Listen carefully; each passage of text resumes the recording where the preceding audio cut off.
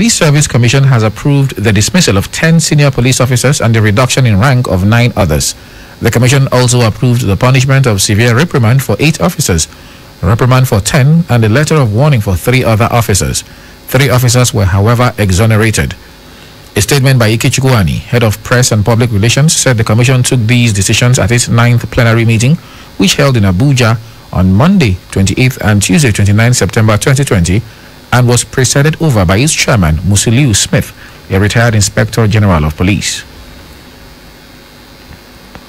Lagos State House of Assembly has urged the federal government and the Inspector General of Police, Mohammed Adamu, to proscribe the Federal Special Anti-Robbery Squad, FSARS, while asking for a new and well-structured security outfit in its place.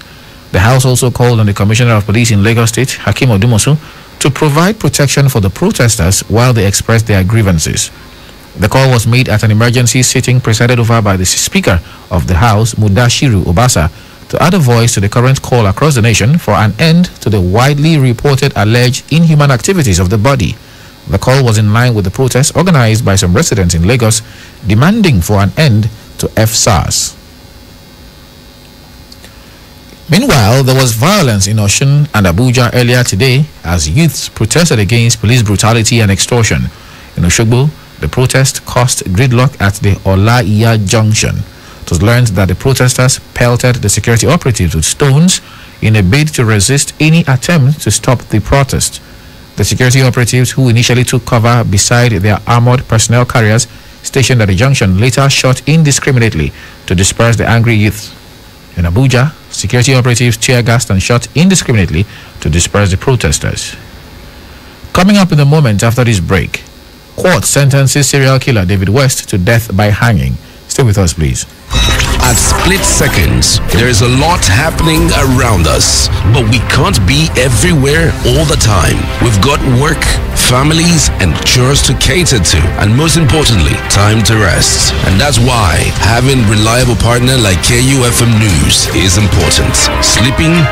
We don't. We work round the clock, bringing you stories as they break from Nigeria and across the world. We would stop at nothing to keep you informed, because KUFM News is all about you and stories that affect you. Politics, business, human interests, sports, entertainment, just name it. We've got you covered. KUFM News. Timely, precise, spot on.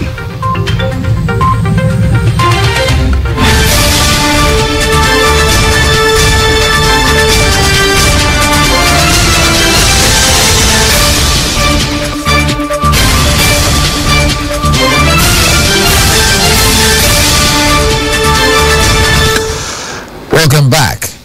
After about 6 months of trial, the High Court sitting in Port Harcourt, the Rivers State capital, on Friday sentenced Gracious David West, a serial killer, to death by hanging. Presiding Judge Justice Adolphus Enebele, while delivering his judgment, said the suspect was convicted of the murder of 11 young women and attempted murder of a prospective victim identified as Benita Etem in a hotel in 2019. Justice Enebele stated that the prosecution team was able to convince the court that David West actually killed all 11 women at various hotel rooms in Port Harcourt and other parts of the state. The court, however, discharged and acquitted the second defendant in the case, Nimi Thangod, who is facing 1 count of misconduct with the corpse of one of David West's victims. Earlier reports said David West, who was arrested and paraded by the police in September 2019, confessed to killing 7 young women, 1 in Lagos State, 1 in Owerri, Imo State, and 5 others in Rivers State. Ahead of Saturday's governorship election in Ondo State, the Transition Monitoring Group, which is a coalition of over 400 civil society organizations, has condemned the invasion of the state by some governors. The chairman, Transition Monitoring Group, Dr. Abiola Akiode Afolabi, said at a pre-election press briefing on Friday that the refusal of these governors to leave the state constituted a threat to the peaceful and credible conduct of the election. She, however, did not mention the governors present in the state. Akiode Afolabi said they could use their immunity to get involved in malpractices like vote buying, intimidation, and could also sponsor political violence. The Inspector General of Police, Mohammed Adamu, has ordered the restriction of vehicular movement from 11:59 p.m. on Friday, October 9th to 6 p.m. on Saturday, October 10th in Ondo State. The force public relations officer, Frank Mba, made this known in a press statement on Friday. According to him, the order is part of efforts by the force to ensure effective coordination of public order and safety during the gubernatorial election. Mba said this would prevent political actors and troublemakers from freely engaging in unpatriotic acts, circulation and use of illicit arms and hard drugs, movement of political thugs, and disruption of the electoral processes. In a bid to address the incessant gas explosion in the state, the Lagos State House of Assembly has directed its Committee on Special Duties to invite concerned stakeholders and agencies with a view to finding a lasting solution to the menace. This was the resolution reached at an emergency plenary on Friday after the member representing Alimosho Constituency 1, Bisi Yusuf, brought before the House the explosion that rocked the Badawa area of Ayubu, Ikpaja, in which 5 lives were lost and several properties destroyed. Yusuf, while recounting the incident, explained that it was a bad Thursday for the people of Alimosho after the explosion occurred and not only destroyed properties worth millions of naira, but also took lives. He noted that the House, during the 8th Assembly, came up with a resolution condemning siting gas plants within residential areas, but that the resolution was not enforced by the necessary agencies. Members, while lending their voices, condemned the situation where gas plants are sited within residential areas, just as they urged the State Ministry of Physical Planning and Urban Development to desist from approving siting of gas plants within residential areas.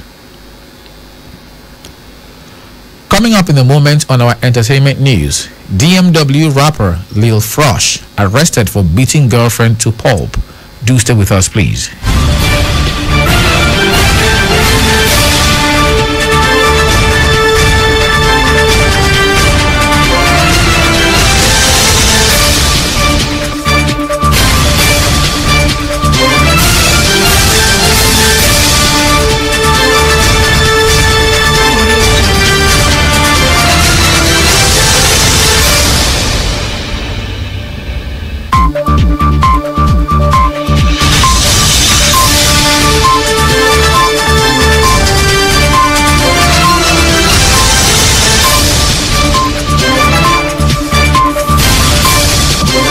Welcome back. You're still on to News Break on 92.7 KUFM Benin City. And over now to entertainment news, where former Davido Music Worldwide or DMW rapper Sani Goriola Wasiu, popularly known as Lil Frosh, has been arrested for beating up his girlfriend Gift Camille.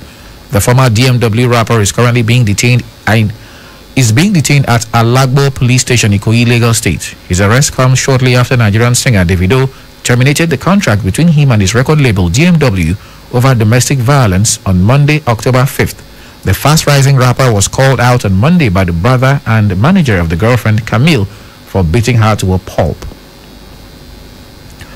Elsewhere, American rapper, fashion designer Kanye West has stated that he now has a net worth of $5 billion after falling $53 million in debt.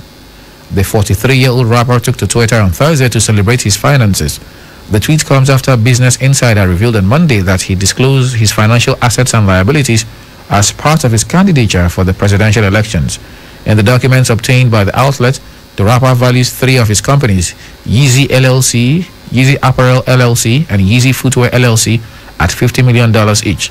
His assets also include his music-related intellectual property, Mascot Holdings Incorporated, which is valued between $5 million and $25 million, and publishing and content creation firm West Brands LLC, valued at up to $5 million.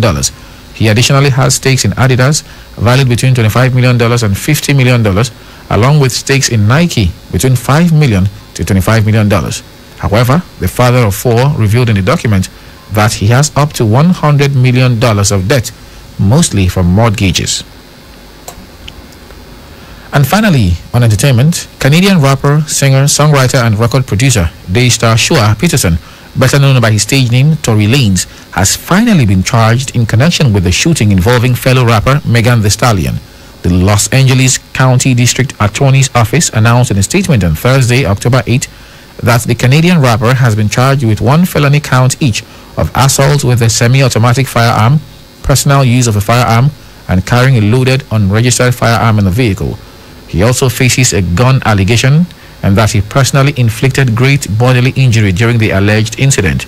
According to LA County District Attorney's Office, Tory's arraignment is scheduled for Saturday, October 10th, and if convicted in the case, the rapper will face a maximum sentence of 22 years and 8 months in prison.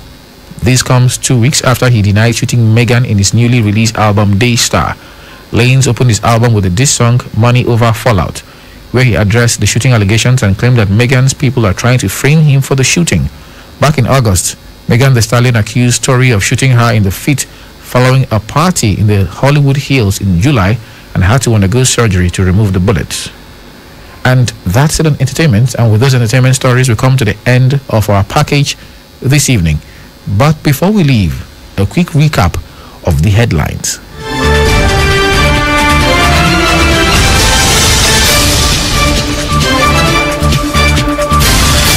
Police Service Commission dismisses 10 senior officers. NSAS protest turned violent in Osun and Abuja. As court sentences Rivers serial killer David West to death by hanging. Do remember that the continued unity of Nigeria is a collective responsibility. Be sure to play your part. Do not forget you can listen to us anywhere in the world by visiting our website at www.kufm.net or downloading our mobile app from the Google Play Store. We are also live on YouTube at KUFM Nigeria, and you can also listen to us on radiogarden.com. KUFM News Break was produced by Blessing Asekome. I am Charles Oporum saying thanks for listening and good evening.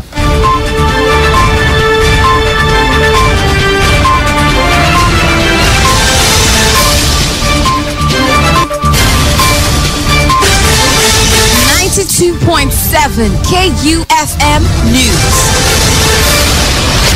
Concise, precise, balanced, unbiased. We are live from Benin City to the world. This is 92.7 KUFM Newsbreak. KUFM 92.